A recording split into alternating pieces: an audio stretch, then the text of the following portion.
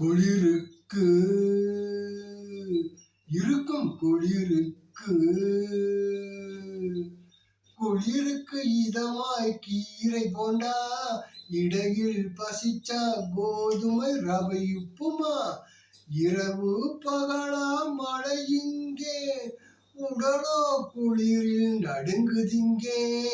சூடாய் சுவையாய் உண்பதற்கு கீரை போண்டா முதல் சாய்ஸே இடையில் பசி எடுத்தாக்கா இருக்கவே இருக்கு கோதுமை ரவை உப்புமா தொட்டுக்க சக்கரை இருக்கையிலே சட்டினி ஒன்றும் தேவையில்லையே சுட சுட உப்புமாவை தட்டில் போட்டே சர்க்கரையை அதன் மேலே லேசா போட்டே கலக்கி சாப்பிடும் போதினிலே சுவையோ சூப்பராய் தான் இருக்கும் இன்னும் வேண்டும் வேண்டும் என்று கேட்கும் சாப்பிடும் நம் வயிறுதானே.